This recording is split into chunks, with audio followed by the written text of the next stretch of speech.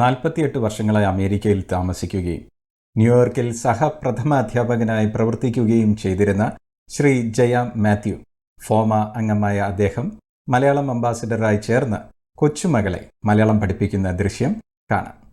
We are going to learn a few Malayalam words. The first word is Mesha. Mesha. Say it very good. Say it again. Mesha. Good. Mesha means table. The next word is Kasera. Kasera. Good. Kasera means chair. Chair. Say it again. Kasera. Kasera. The next word is Alamara. Alamara. Good. Alamara means wardrobe. Water. FOMAA അംഗമായ എനിക്ക് മലയാളം അംബാസിഡറാകാൻ കഴിഞ്ഞതിൽ അങ്ങേയറ്റം സന്തോഷമുണ്ട്. ഞാൻ അഭിമാനിക്കുന്നു.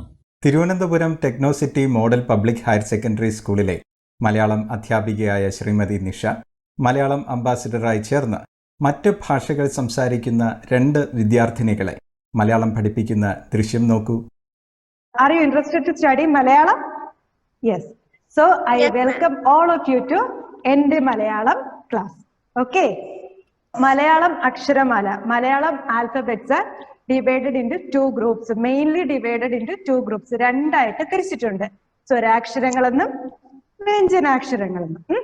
എന്തൊക്കെയാണ് സ്വരാക്ഷരങ്ങൾ, വ്യഞ്ജനാക്ഷരങ്ങൾ? Today we are going to study about സ്വരാക്ഷരങ്ങൾ. സ്വരാക്ഷരങ്ങൾ 15. Among them, we are going to study 4 letters. A, then A, E, E. Did you understand? Okay. Yes, sir. Then shall we wind up? Okay, dears. Thank you.